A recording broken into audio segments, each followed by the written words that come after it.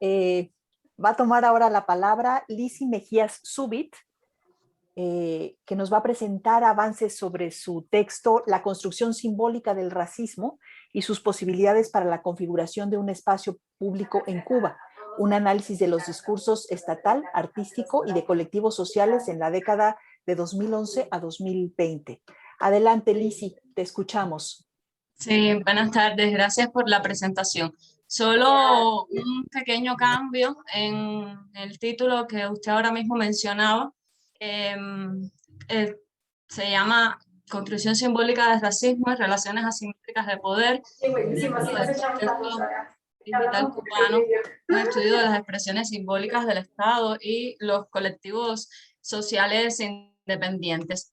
Primero, me gustaría comentarles rápidamente cuáles fueron los indicios encontrados para que despertaron mi interés investigativo hacia este tema, por aquellos que todavía no me han escuchado. Este proyecto comenzó con la observación empírica y detección de discursos variopintos alrededor de la cuestión racial en Cuba, expresiones tan amplias y disímiles como contradictorias entre sí que devienen del Estado, los artistas, los académicos, los afroemprendedores, los activistas independientes, los periodistas independientes y disímiles actores sociales que se pronuncian al respecto en Cuba. Entonces, con estas observaciones y desde este punto de vista, el primer interés que aflora es conocer cómo se configura la idea de racismo en la sociedad cubana actual a partir de la revisión de estos textos. La mayor problemática que encontré alrededor de estas observaciones es las relaciones asimétricas de poder que existen alrededor del tema. ¿Qué quiero decir con esto? Pues que en este proceso de construcción simbólica del racismo en el espacio cubano existen actores que tienen mayor poder y cuentan con mayores recursos para definir simbólicamente el racismo en Cuba. Me estoy refiriendo específicamente al Estado sobre los activistas y periodistas independientes, lo que yo denomino aquí como colectivos sociales independientes. Y de esta manera, pues entonces configuran el racismo, invisibilizando al resto de los actores. Por esta razón, la pregunta de investigación que me propongo es cómo se construye simbólicamente el racismo en el contexto digital cubano, desde las expresiones simbólicas producidas, transmitidas y recibidas por el Estado y los colectivos sociales independientes. Y por su parte, bueno, el objetivo de generar sería describir el proceso de construcción simbólica del racismo en el contexto digital cubano desde las expresiones significativas del Estado y los colectivos sociales independientes. Entonces, perdón, para estudiar este fenómeno propongo hacerlo desde la teoría de forma simbólica que plantea Thompson. ¿Qué son las formas simbólicas y por qué elijo estudiar este fenómeno desde la teoría? Bueno, a lo largo de la exposición me ocuparé de explicarlo. En primer lugar, bueno, las formas simbólicas son construcciones simbólicas que en virtud de sus rasgos estructurales pueden afirmar, representar, significar y decir algo acerca de algo. Estas circulan en el mundo social y se objetivan en expresiones lingüísticas, gestos, obras de arte, entre otras manifestaciones.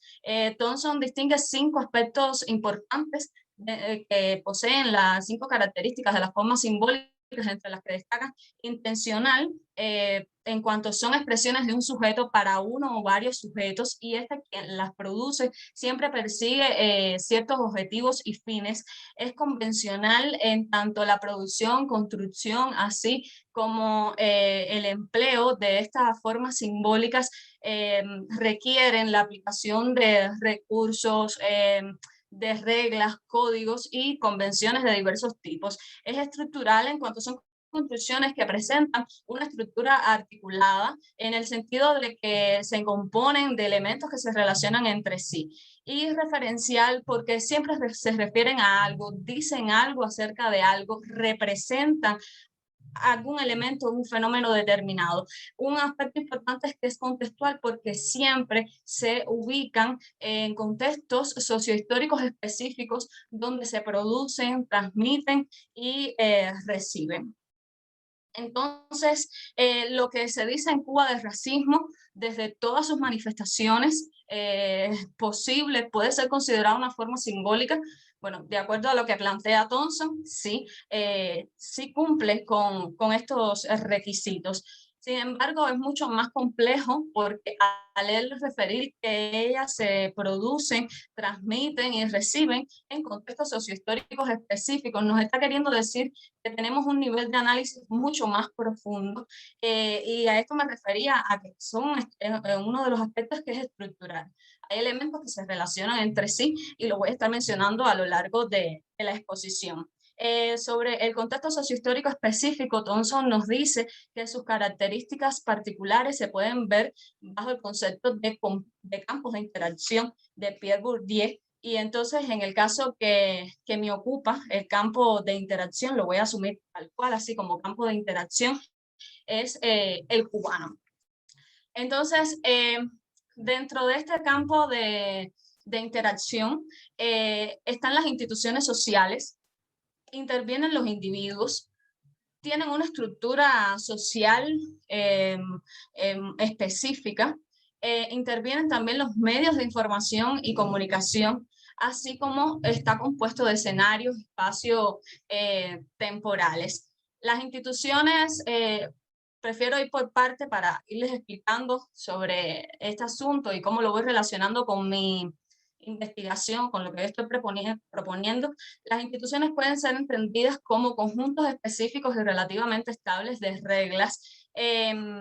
Estas, a su vez, están nombradas por recursos que la adquisición de este les puede dar cierto tipo de poder dentro de este campo de interacción, y existen relaciones jerárquicas entre los individuos y entre las posiciones que interactúan en este campo, en estas instituciones sociales. Los individuos, por su parte, siempre actúan tanto en un campo de interacción como en una institución social, se sirven de las reglas a fin de producir las formas simbólicas de racismo, en este caso, dirigidas a uno o varios receptores potenciales.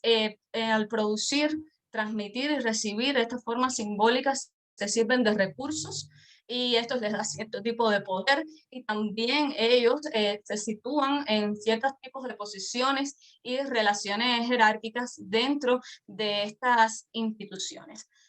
Por otra parte, es importante mencionar que Thompson también se refiere a las instituciones paradigmáticas, que son aquellas que privilegian el uso de ciertos tipos de poder. Y en el caso que me ocupa, una de las instituciones que voy a estar trabajando y que cumple un papel preponderante en esta investigación es el Estado, que por supuesto es una institución paradigmática, y dentro de este destaco y voy identificando instituciones específicas que se subordinan al Estado y que además utilizan sus recursos y su poder en pos de emitir un discurso igual sobre racismo al estatal. Estas que he identificado hasta el momento son el Ministerio de Relaciones Exteriores, el Ministerio de Educación Superior, el Ministerio de Cultura, los medios de prensa oficialistas. Y en cuanto a los colectivos sociales independientes, me estoy refiriendo aquí específicamente a los activistas independientes, dentro del que se ubican las instituciones no gubernamentales, Comité por la Integración Racial, CIR, Cofradía de la Negritud, CONE, y bueno, periodistas independientes. Entonces, en este punto, lo que me correspondería sería caracterizar estas instituciones teniendo en cuenta las reglas, tanto implícitas como explícitas, que norman el comportamiento dentro de este campo de interacción. Determinar sus capacidades para tomar decisiones en cuanto a la idea del racismo en Cuba, ya pudiera ser bien el uso del poder político, económico y coercitivo o simbólico, como lo plantea Thompson, así como el uso que realizan de los recursos, que pudiera ser económico, cultural o simbólico, y determinar la posición que ocupan dentro de este campo de interacción, que pudiera ser dominante, subordinada o intermedia.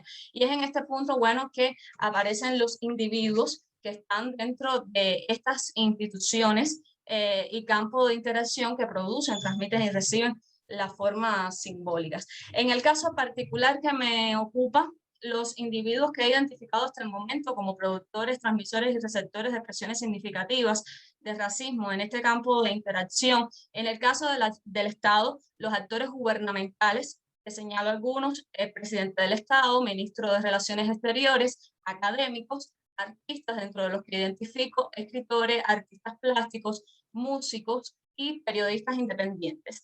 Y bueno, en el caso de los colectivos sociales independientes, identifico al activista antigubernamental de la CIR, al cofrade fundador de la CONE y bueno, a periodistas independientes. Esto es, los he identificado hasta el momento. Lógicamente, a lo largo del estudio podré ubicarme más en este sentido. Aquí pues me ocuparé de definir cuáles son las reglas de las que disponen estos individuos para producir, transmitir y recibir la forma simbólica. Identificaré los recursos y el poder que hacen uso para esto, así como su posición dentro de estas instituciones sociales. Sin embargo, de antemano ya yo he observado y he identificado hasta el momento ciertos recursos y cierto tipo de poder de los que ellos se han apoyado fundamentalmente para crear estas expresiones significativas de racismo, y me refiero específicamente al recurso cultural, que se refiere a este conocimientos, habilidades, créditos educativos de diversos tipos, así como el uso de los medios de información y comunicación.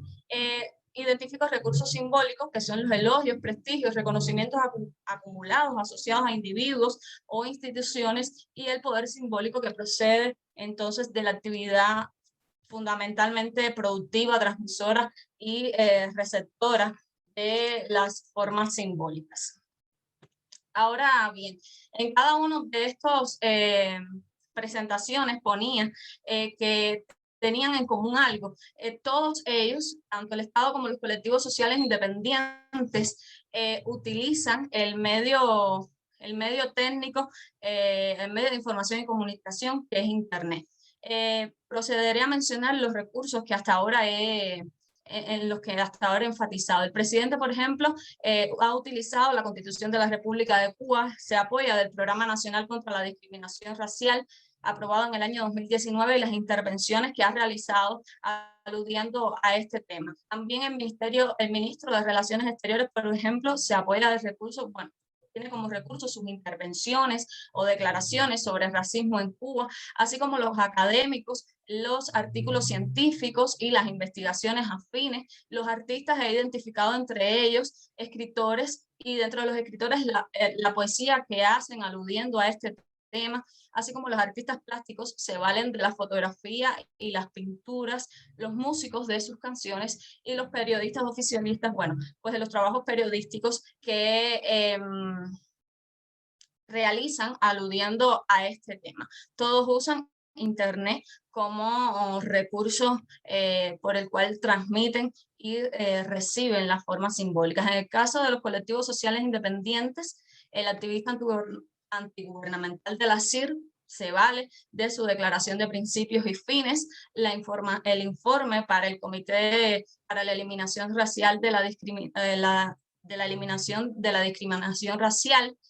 El cofrade fundador de la CONE se vale de su carta de presentación, además de su intervención en debates en las Naciones Unidas en el año 2018, y los periodistas independientes de sus trabajos periodísticos disímiles que han salido aludiendo al tema. Igualmente utilizan Internet como recurso común, sino bien para producir la forma simbólica en sí, sí lo utilizan todos para transmitir y recibir esta forma simbólica. Y entonces aquí me quiero detener, porque es importante verlo en este marco que estoy proponiendo. El uso de Internet para estos fines, además de que llama la atención el hecho de que configure o ayuda a configurar un espacio público digital en el contexto cubano, que es un régimen además posttotalitario. Y aquí quiero hacer un breve paréntesis, porque era uno de los señalamientos que me realizaba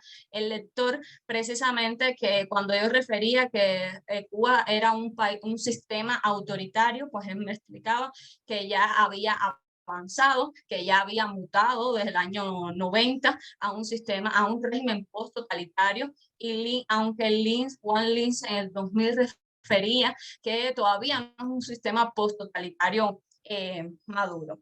Bueno, esta aclaración y regresando a Internet, dentro de este proceso de caracterización del campo de interacción, donde se producen, transmiten y reciben las formas simbólicas, deberá aproximarme entonces a sus particularidades. Y para ello me voy a apoyar de lo que Thompson, como Thompson los describe, los aspectos que Thompson describe que se deben tener en cuenta en los medios de información y comunicación, precisamente su separación espacial y temporal, su simultaneidad despacializada, la experiencia mediática y la sociabilidad mediática. En este punto me interesa caracterizar el papel que ha jugado Internet desde su aparición en el contexto digital cubano, y desde esta perspectiva analizar la posible configuración de un espacio público y a su vez el diálogo que establece con los disímiles discursos de racismo y lo que ha propiciado, pues Internet ha constituido una apertura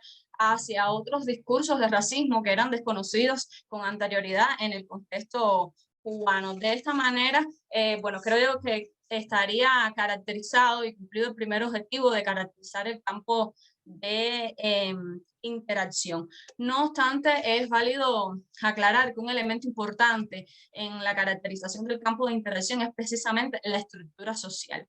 Y Thompson refiere que se trata de asimetrías y diferencias relativamente estables que caracterizan tanto a los campos de interacción como a las instituciones sociales en términos de recursos, poder y su acceso a todo ello. Y es esto precisamente mi interés, pues determinar las relaciones asimétricas de poder que estructuran este campo de interacción, y es otro de los consejos que me daba el lector. El poder tenía que ser un objetivo en sí mismo, y tenía que plantearlo tal cual. Yo estoy de acuerdo, está presente tanto en la producción como en la transmisión, como en la recepción de formas simbólicas, y lo iré mencionando más adelante. Es por esta razón que mi segundo objetivo sería describir las relaciones asimétricas de poder dentro del campo de interacción, donde se transmiten, reciben, producen y reciben el racismo en Cuba. Entonces, bien, al principio yo me refería a que cada una de las instituciones mencionadas se caracterizan por un conjunto de instituciones específicas que guardan determinada relación entre sí y a su vez conforman estas el campo de interacción y constituyen en parte la estructura social de este.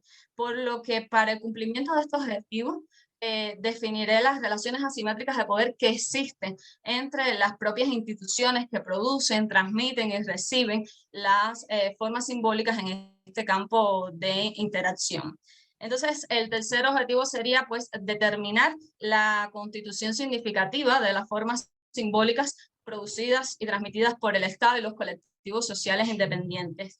Y en este sentido, Thompson declara que, bueno, estas expresiones significativas, para estudiar la constitución significativa de estas expresiones, que son precisamente los recursos de cada uno de los individuos que hacía alusión anteriormente, tendría que examinar los aspectos intencional, convencional, estructural y referencial de las mismas que aludía yo al principio. Y entonces de esta manera me concentraría entonces en determinar los objetivos que persiguen los sujetos que las producen, determinar las reglas, códigos y convenciones de diversos tipos que implican estas en su producción, determinar los elementos que se estructuran, se relacionan entre sí y definir qué representan, a qué se refieren, qué es lo que dicen. Ahora, otro de los aspectos que he estado mencionando hasta ahora es la transmisión.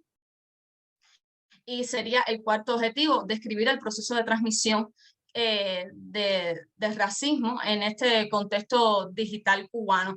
Y para esto, pues, me acojo también a las sugerencias de Thompson, describirlo, o sea, todo este proceso, analizarlo como el medio técnico, la fijación, la reproducción y el alcance participativo que refiere o que posibilita el aparato institucional, que tiene mucho que ver aquí. Thompson habla sobre esto en este aspecto podemos medir cuáles son las interrelaciones que existen entre la forma simbólica y el poder, precisamente por esto, los canales de difusión selectiva de la forma simbólica y los mecanismos para la puesta en práctica limitada. Lo describe muy bien, y al describirlo me parecía que estaba describiendo el escenario cubano actual, o de hace mucho tiempo, y me interesa saber entonces qué sucede en Cuba desde este punto de vista. Por otro lado, entonces nos invita a tener en cuenta el distanciamiento espacio-temporal implicado, y que pues, cada medio técnico refiere que tiene su propia naturaleza. Puede ocurrir en un contexto de copresencia, en una intervención, una interacción cara a cara, o en una extensión de disponibilidad de las formas simbólicas en el tiempo y en el espacio, y en el caso que me ocupa, este último es el que me interesa. 5 Por minutos, último, Lizzy. 5 minutos. Sí. Sí, gracias.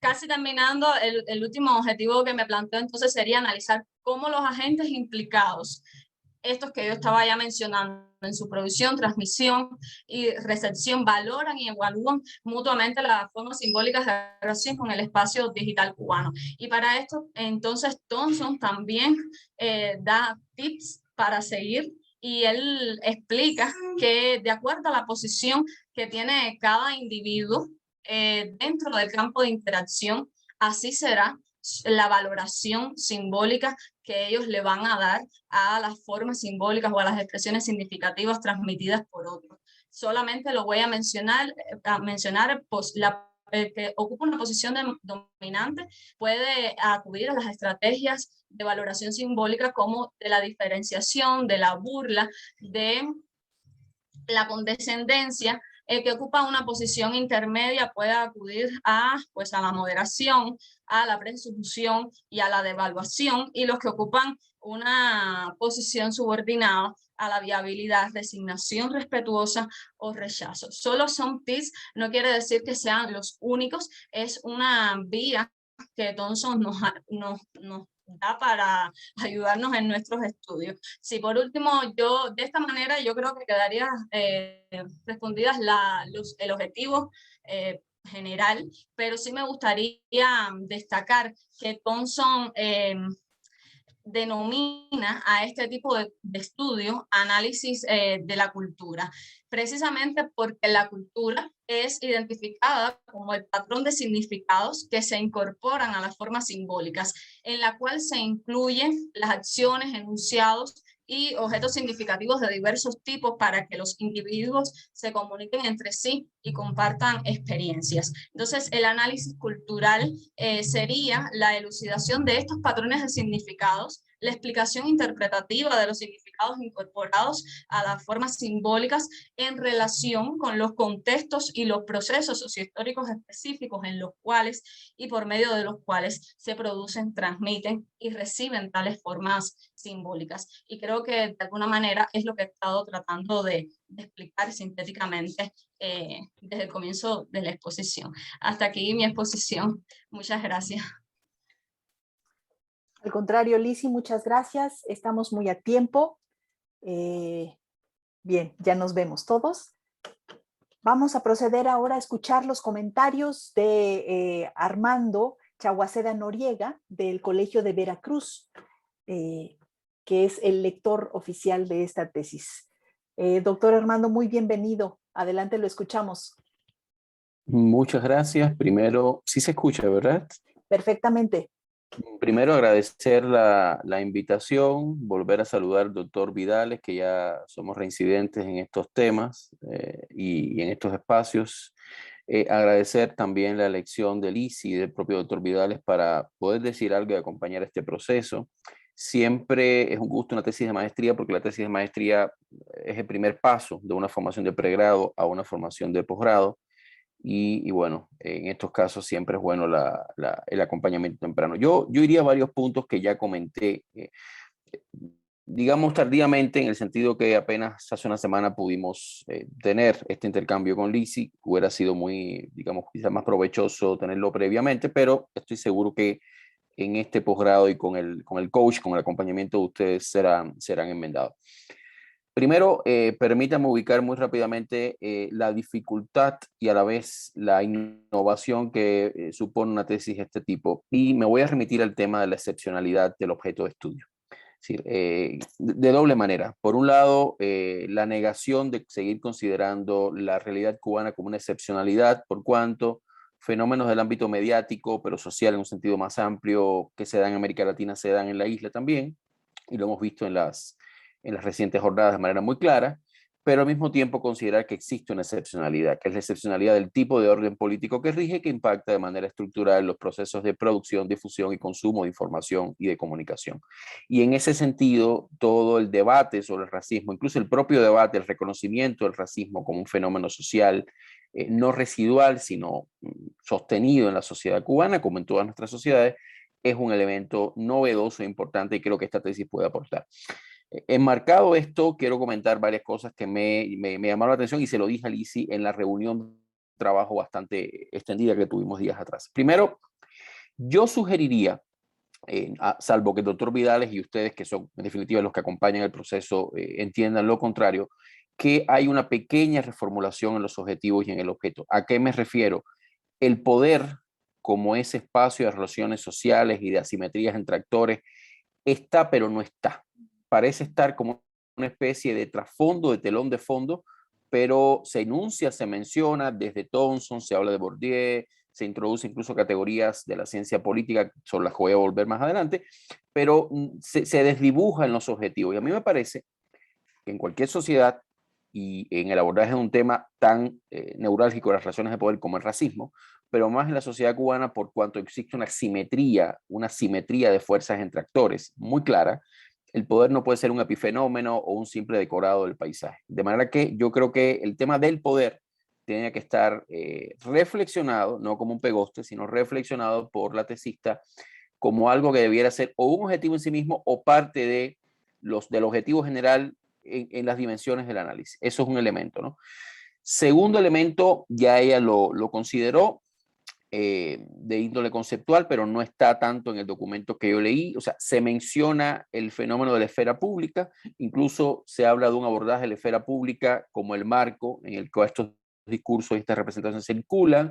Se utiliza incluso este concepto bastante poco usado y muy potente de Alberto Olvera de micro, meso y macro esfera pública, pero después se desdibuja también del objeto y de los objetivos. Yo creo que, así como poder, el tema de esfera pública, sin sustituir lo que ella plantea, debiera tener una mayor presencia formal, quiero decir, en el propio diseño de la investigación.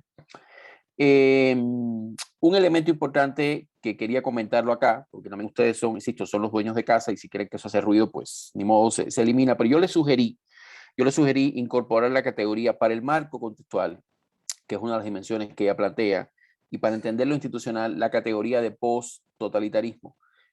Por cuanto el fenómeno del caso cubano, según el mayor consenso de los investigadores más rigurosos, solo puede ser entendido desde esa categoría. Es decir, no es ni siquiera un orden político autoritario, como el que vivimos en México durante casi 9 décadas, donde había pluralismo social, y cierto pluralismo político permitido, y había medios privados, y había circulaciones de discurso, y después de la batalla de la educación socialista se permitieron incluso espacios de producción. No, en Cuba no existe eso. O sea, en Cuba todo lo que existe de pluralismo de producción, emisión, de representaciones de racismo, de otras cosas, son espacios disputados y no reconocidos por el Estado. De manera que esa categoría del post-totalitarismo tendría un doble propósito, un propósito de dar un buen marco analítico y para el orden vigente, y también de dar precisión sobre debates que pueden de alguna manera llegar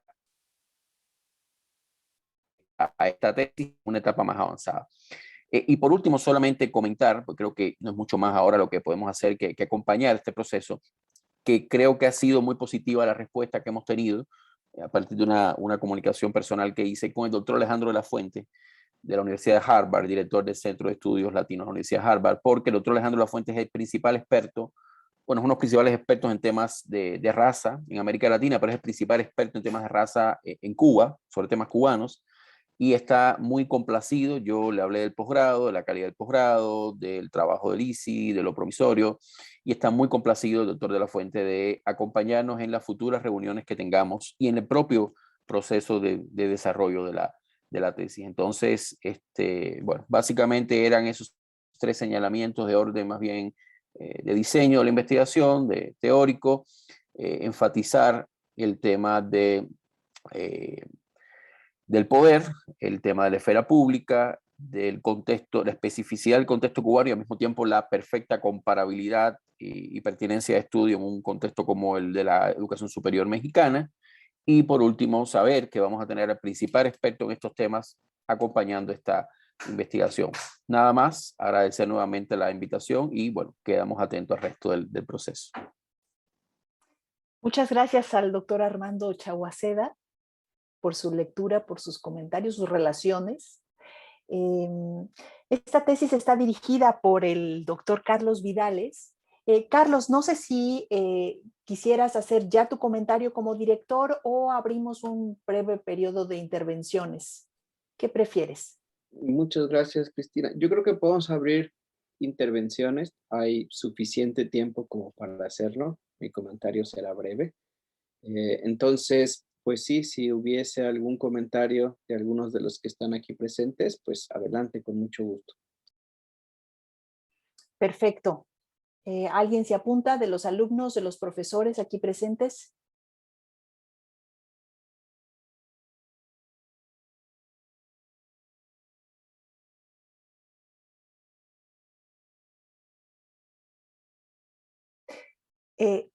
Paula, adelante.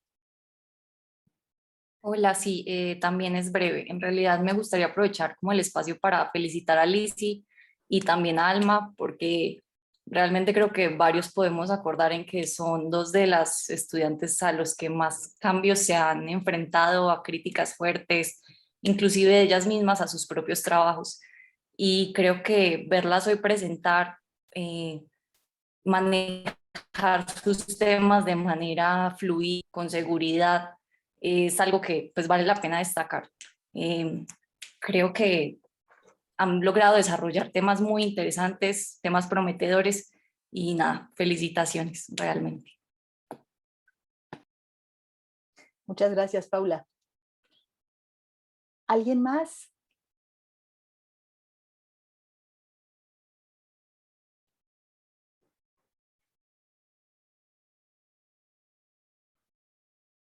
Bueno, yo aprovecharía para, más que comentario, hacer una pregunta. Tú hablabas, Lizzy, de que últimamente se han hecho presentes otras representaciones de racismo que eran ajenas a las prevalecientes en Cuba, y me interesaría mucho, si nos da el tiempo, que explicitaras un poco más acerca de ese tipo de representaciones del racismo. Sí, Internet es un medio relativamente joven en la isla. Fuera de eso, los medios de información y comunicación que existen pertenecen y están bajo el control estatal.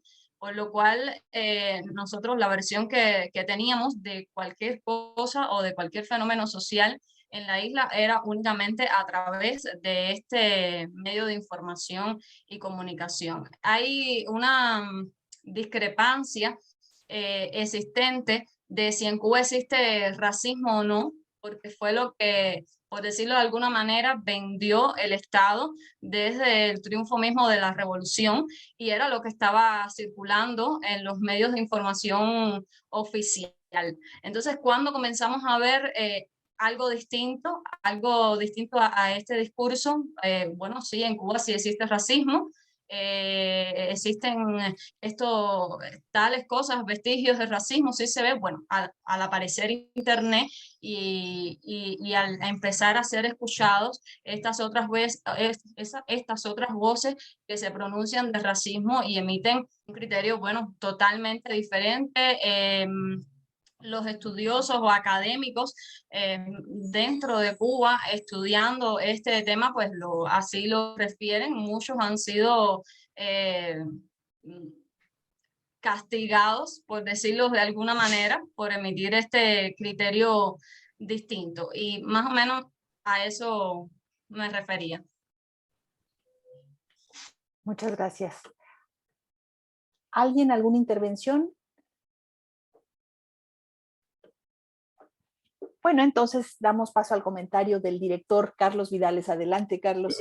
Armando Ibarra está solicitando. Ah, perdón, genial. A ver, Armando, adelante. Gracias, Cristi. Simplemente, a lo mejor sale el asunto de que para mí estos trabajos son mesosociales, ¿no? O sea, muy complicados y claro, o sea, yo sé que aunque sustentaste, Lisi, las voces, los discursos de tres grandes grupos importantes para Cuba, que es el discurso estatal artístico y los colectivos sociales, no sé a mí, claro, me hubiera gustado ver un poco cómo aterrizas, ¿no? Cómo representan estos grupos. Y el asunto de las clases sociales, pues que en Cuba no se habla mucho, pero sabemos que hay clases sociales. Claro, están en el Estado, pero también están en los artistas, ¿no?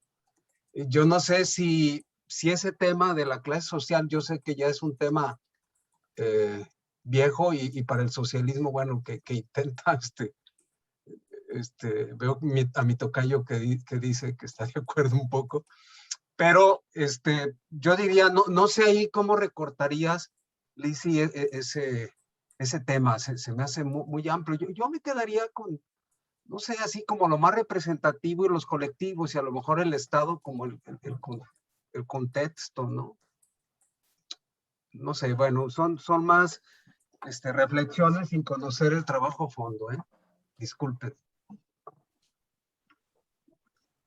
El doctor Armando Chaguaceda. Sí, yo diría, aprovechando que mi tocayo dijo eso, un par de cosas. La primera es que metodológicamente, dado el caso cubano, el Estado es contexto y macroactor. Entonces, ahí tienen las dos características. En todas partes pasa igual, pero digamos, en un régimen pluralista es diferente. En Cuba es contexto y macro actor. Entonces habría que hacer una fina distinción ahí metodológica que le tocará a Lisi de cómo lo define. Pero lo otro que menciona el doctor Armando es muy pertinente y yo no creo que deba ser serificado ni que te enrede en la tesis hacer eso. Cuando tengas que hacer la caracterización del contexto socioeconómico de esos actores, los actores que están pugnando por el discurso público antirracista, que de hecho es buena parte de las protestas que hemos visto en estos días, son sujetos negros, pobres, de barrios urbanos, como cualquier sujeto pobre, negro, mestizo de barrios urbanos de Latinoamérica, comparten una exclusión de raza, pero también de clase. O sea, dentro de una estructura socioclasista de un socialismo de Estado en mutación. Pero efectivamente, como dice el doctor Ibarra, hay una dimensión de clase. Yo siempre que puedo creo que hay que recuperar esto, no hay que lanzarlo como si fuera un tema viejo. Las clases existen y estos sujetos que pugnan, las personas del CIR, las personas de la Cofradía de la Negritud, porque además a todos los conozco, son personas, muchas de las cuales viven en barrios populares o están en contacto en barrios populares. Eso es importante tenerlo en cuenta de manera muy clara. Entonces sí creo que la dimensión clase, junto con la dimensión raza, va a estar presente no solo en los sujetos mismos, sino en el discurso que proyecta. Muchas gracias, doctor Armando. Carlos, ¿quieres tomar la palabra como director de la tesis? Sí, bueno, pues ya buenas tardes. Muchísimas gracias por sus comentarios. Obviamente quiero agradecerle siempre el apoyo al doctor Armando, que nos conocimos en el marco de la maestría en Ciencias Sociales, en otra tesis también sobre Cuba de otra querida colega cubana, de Melissa. Y en esta yo consideraba que era fundamental su intervención y su apoyo. Y creo que así ha sido y así será. Así que me alegra mucho que no solo que haya aceptado la invitación, sino que ya haya estado en contacto previo con Lisi y que además pues el comité lo propone ampliar a las grandes ligas, y lo cual me parece pues maravilloso por la tesis y por el trabajo académico que eso supone. Así que pues muchas gracias también por eso. Ya habrá seguramente tiempo de platicar más cosas en lo corto. Yo lo primero que quiero decir es que efectivamente, como lo mencionó Paula hace un momento, pues en un año de maestría es enorme el cambio que ha tenido Lisi del primer proyecto diagnóstico muy extraño que propuso a esto que está ahora haciendo, pues hay un salto cualitativo enorme. Y creo que eso se debe a dos asuntos que yo quiero resaltar, y que eso no es únicamente particularidades del proyecto de Lisi, sino de los proyectos de investigación en general. Y uno fue el tiempo que le tomó a Lisi reconocer el fenómeno social de investigación y poderlo nombrar. Y a veces uno nombra y ensaya nombres, y esos nombres pues ya están cargados y pertenecen a universos semánticos muy diversos. Y esos universos semánticos nos llevan a campos teóricos igualmente grandes. Entonces ahí uno se pierde muy fácilmente. Entonces el ejercicio de nombrar e identificar el fenómeno social de estudio tomó tiempo. Y francamente yo fui de los primeros sorprendidos sobre el fenómeno del racismo en Cuba. También por eso era la invitación a Armando para que nos orientara sobre ese asunto. Dos, que esto se llevó a la par y que se sigue llevando a la par, es la comprensión a profundidad de lo que supone un marco teórico. Marco teórico no es un conjunto de palabras, no es juxtaponer un montón de conceptitos que vienen de autores diversos porque suenan bien y porque se parecen a lo que estoy nombrando.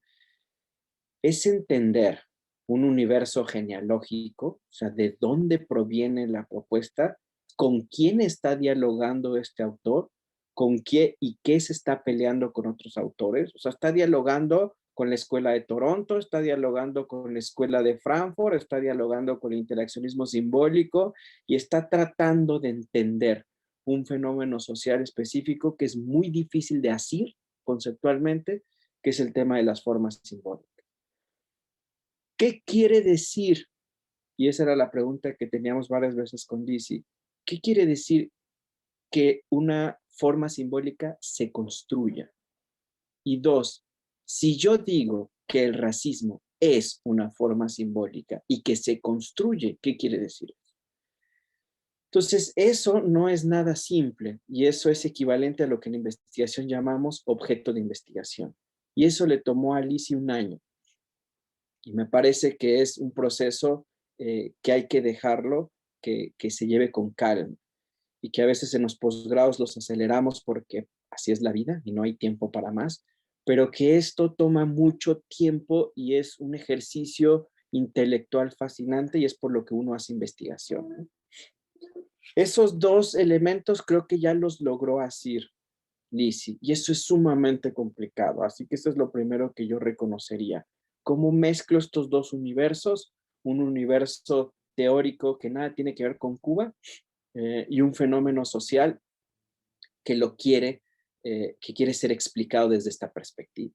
Y creo que la exposición de hoy es mucho más clara que el documento y deja claro que esa parte ya está lista. ¿Qué queda todavía por hacer? Creo yo que hay que pulir mucho el documento.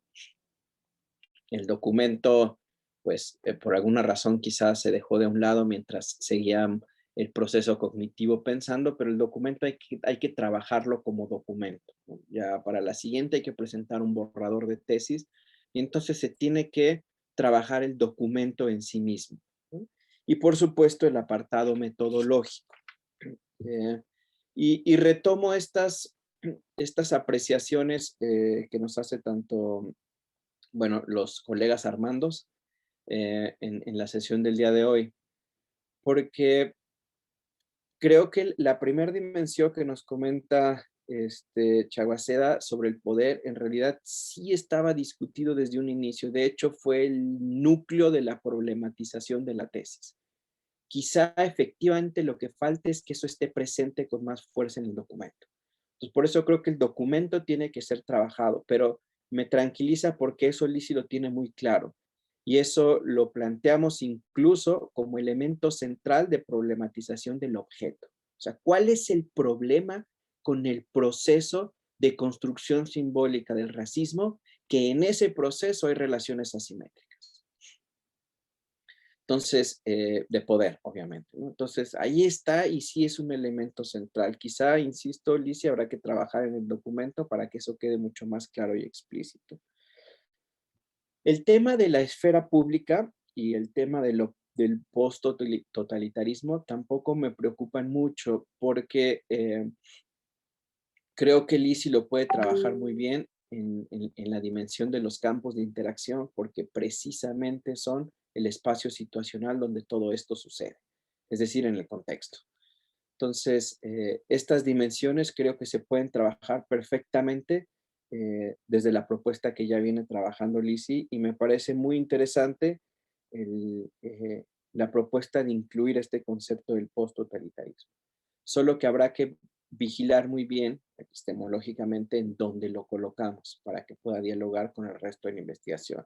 Pero creo que puede funcionar muy bien en dos partes, tanto en la parte de la descripción del campo de interacción o los contextos sociales estructurados, y también en la primera fase de análisis, que si recuerdas, Lizy, es la fase del contexto.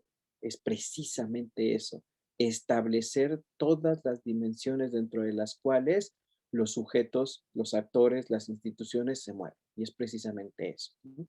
Entonces eso tiene dos lugares donde puede entrar perfectamente y es compatible con el diseño completo de la investigación. El tema de clases me parece interesante, pero sin evitarlo y sin darle la vuelta, creo que precisamente esa es una de las preguntas centrales y alguna vez lo discutimos con Lizy, ¿no? Hay muchos autores que nombran y explican el poder. Y hay que tener cuidado porque para algunos es una cosa y para algunos es otra cosa. Entonces, pienso, por ejemplo, lo que estaba sospechando Lizy es que ciertos actores en este proceso de construcción de esto que llama forma simbólica racismo, tienen mayor poder que otros. Pero ¿qué quiere decir ese poder? Quiere decir que tienen mayores recursos, entre otras cosas. Entonces, sin la necesidad de incluir la categoría clase, se puede trabajar desde esta perspectiva, porque lo que en realidad tienes como lógica que estructura las relaciones de las instituciones y los individuos en la vida social son los recursos y el poder que tienen. De hecho, precisamente Thompson lo que dice es que el lugar que ocupan en los campos de interacción es devenido de sus recursos y el poder que ejercen. Entonces, eso inmediatamente te va a dar una jerarquía. Entonces, te va a dar una jerarquía y va a colocar a algunos en una jerarquía mucho más alta. Eso es una forma de traducir una idea de clase. Entonces, creo que en el fondo eso es lo que estaba pensando Lizy, ¿no? Y el tema de los recursos obviamente abre toda una ventana categorial más interesante, que es un poco la que mostró Lizy en las diapositivas. Bueno, entonces, yo les agradezco mucho sus comentarios. Creo que lo que queda por trabajar mucho es el documento. Creo que puedes utilizar un tiempo ahora antes del inicio del siguiente semestre, Lizy, para retrabajar el documento. Me gustó mucho tu presentación, más que el documento, tengo que decirlo. Y si utilizas tu presentación como pauta de tu propio documento, creo que va a ser muy bueno. A veces oralmente nos expresamos mejor que escrito o al revés. En tu caso creo que tienes las dos cosas, pero el documento en sí me preocupa porque hay cosas que te señalan que sí estaban discutidas y que tú las tienes muy claras. Y me gustaría si esa segunda versión del documento más trabajado, pues ya la pudiéramos discutir ahora sí con el doctor Alejandro para fijar un calendario de actividades y de trabajo para el siguiente semestre en el que te pudiéramos acompañar, pudiéramos tener un diálogo más presencial, suena ilógico, yo lo sé, pero digamos que tuviéramos una dinámica de mayor contacto para irlo discutiendo y también pedirle al doctor Alejandro apoyo en bibliografía especializada para estos temas que plantea. Yo tengo algunas sobre el tema de la esfera y el espacio público, porque precisamente ese es el curso teórico que imparto acá, pero sí me gustaría trabajar más, incluso Melissa trabajó también esta dimensión del espacio público y la desarrolló muy bien, pero no sobre el posttotalitarismo. Entonces, si ahí yo te pediré el apoyo sobre bibliografía especializada para trabajar estas dimensiones. Y trabajar el documento y hacer una agenda de trabajo y sobre todo algo que aquí no está todavía del todo delineado en tu exposición, Lizzy, es la parte metodológica y la parte de los observables. Es decir, bueno, a final de cuentas hay muchos conceptos súper abstractos muy bonitos y en los que podemos discutir mucho, pero necesitamos ver esas cosas en dónde se ven, en dónde se tocan, en dónde se miden, cómo se observan, cómo se sistematizan. Y pues en tercer semestre ya tenemos que pasar sí o sí a una prueba piloto, a instrumentos de investigación, a análisis y ya unas primeras sistematizaciones de datos. O sea, ya tenemos que hacer eso y para eso tenemos que pisar un poquito el acelerador porque en la presentación y en el documento pues hay una ausencia ahí en lo que a la metodología se refiere, ¿no? Y creo que tú misma tienes dudas y entonces creo que en eso podemos trabajar y con eso podríamos arrancar en este siguiente semestre para que lo afines ya a la mitad del semestre ya puedas estar haciendo algunos estudios ya exploratorios sobre algunas de las dimensiones que estás planteando en el análisis, ¿no? Y por lo demás, pues únicamente reconocer el trabajo de todos, ¿eh? Porque trabajar en estas circunstancias es muy extraño y agobiante. Y a veces uno no sabe si tiene sentido lo que está haciendo y lo único que comparte es su vida con una pantalla. Entonces, en estos contextos, pues hay que recuperar esto que es muy valioso. eh, y, y pese a todo, pues aquí estamos en el segundo coloquio con todos ustedes. Así que, pues Lizzy, adelante, felicidades por los avances, aunque creo que tú misma ya tienes claro y desde antes dónde estaban las falencias en el trabajo, donde hay que desarrollar un poquito más cosas y seguramente eso es lo que haremos el siguiente semestre. Pues doctora Cristina está ahí. Muchas gracias. Muchas gracias. Lizzy, ¿quieres decir algo? Sí, bueno, muchísimas gracias a todos. Paula, gracias por las consideraciones, por estar desde el principio. El agradecimiento especial al profe Chaguaceda por aceptar la invitación y por su consejo. Y bueno, por supuesto, muy agradecida del doctor Carlos Vidales por la paciencia que me ha tenido desde el comienzo y todas sus enseñanzas. Realmente creo que al finalizar sacaré muy buen provecho de todo este proceso que a veces se torna un poco sufrido, pero creo que sí valdrá la pena. Muchas gracias a todos. Con el doctor Vidales hicimos buen tándem, así que prepárate para lo que viene. Muy bien, muy bien. Muchas gracias.